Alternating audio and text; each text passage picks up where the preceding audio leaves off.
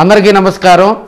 Fire brand Anil Kumar యాదవ్కు ఒక permanent constituency అంటూ లేకపోవడంతో ఆయన చూపు ప్రకాశం జిల్లా వైపు పడ్డట్లుగా కూడా తెలుస్తూ ఉంది. ఎందుకంటే ప్రకాశం జిల్లాలో 2 కాన్స్టిట్యున్సీలు బీసీలకు కేటాయిస్తూ మనకి అది యాదవ్ సామాజిక వర్గానికి అధిక ప్రాధాన్యత ఇస్తూ కూడా మనకి జగన్మోహన్ రెడ్డి గారు 2024 ముందు నిర్ణయం తీసుకోవడం జరిగింది. ఒకటి దద్దాల నారాయణ యాదవ్ కనిగిరి, అప్పటి వరకు సిట్టింగ్ ఎమ్మెల్యేగా ఉన్నటువంటి బుర్రా మధుసూదన్ యాదవ్ను కందుకూరుకు పంపించడం జరిగింది.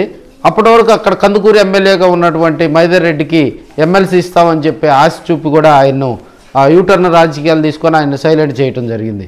ఇప్పుడు ఉన్నటువంటి రాజకీయ పరిస్థితుల దృష్ట్యా కూడా ఎక్కడైతే బీసీలు దాదాపుగా అనిల్ కుమార్ యాదవ్ 2019లో గెలిచిన తర్వాత ఆయన మంత్రిగా గెలవటం, ఆయన నెల్లూరు సిటీ అసెంబ్లీ కాన్స్టిట్యున్సీ నుంచి బరిలో 2 సార్లు ఎమ్మెల్యేగా కూడా గెలవటం జరిగింది.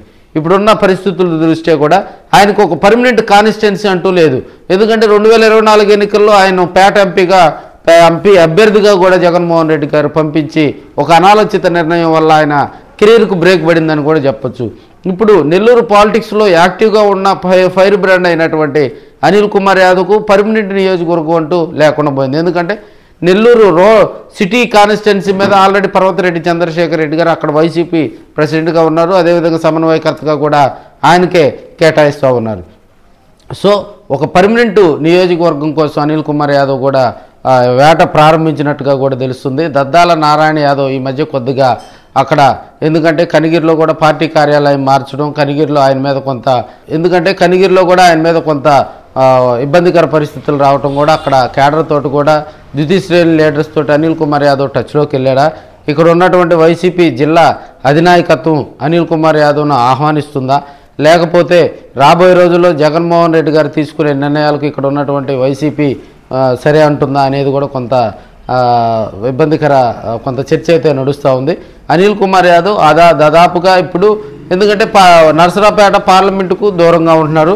అదేవిధంగా ఆయన అవకాశం ఉన్నప్పుడు మాత్రమే తన గళాన్ని నిలుపుతున్నాడు.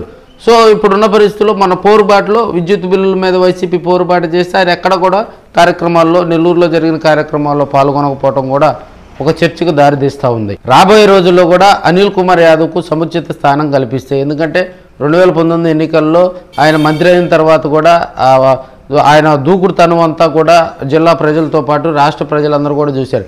అలాంటి దూకుడు నేతకు గనక ఇప్పుడున్న పరిస్థితుల్లో ఒక పర్మనెంట్ కాన్స్టిట్యున్సీ అంటూ కనుక ఒకటి కేటాయిస్తే దాదాపుగా ఆయన తన గళాన్ని ఇప్పడంతో పాటు అక్కడ ఉన్నటువంటి క్యాడర్కి కూడా అందుబాటులో ఉంటారని రాజకీయ విశ్లేషకులు, సెకండ్ లీడర్షిప్ అయితే ద్వితీయ శ్రేణి లీడర్షిప్ అయితే జగన్మోహన్ రెడ్డి గారికి చూపించడం జరిగింది. రానున్న రోజుల్లో కూడా అనిల్ కుమార్ యాదవ్ ఎక్కడైనా కూడా ఒక బీసీ సామాజిక వర్గంలో ఉన్నటువంటి ఇన్ఛార్జీలు మార్చే క్రమంలో ఆయనకు ప్రాధాన్యత ఇస్తారనేది మనకి వైసీపీలో టాక్ అయితే నడుస్తూ ఉంది. ఇప్పుడున్న పరిస్థితుల్లో ఎక్కడైతే బీసీ సామాజిక వర్గం నేతలు కొంత పార్టీకి కొంత డియాక్టివ్గా ఉన్నారో, లేకపోతే పార్టీకి కొంత స్పీడప్ లేనటువంటి లీడర్స్ మీద చెక్ పెట్టి అనిల్ కుమార్ యాదవ్కు ఇవ్వాలని స్టేట్ వైడ్గా కూడా ఆలోచన చేస్తూ ఉన్నారు. మరికొన్ని రోజుల్లో కనిగిరిలో దాదాపుగా మార్పులు రానున్నాయని కూడా తెలియజేసుకుంటూ మీ అభిప్రాయాలు కూడా ఒకసారి నాకు వాట్సాప్ ద్వారా కానీ కామెంట్ రూపంలో కూడా చెప్పండి.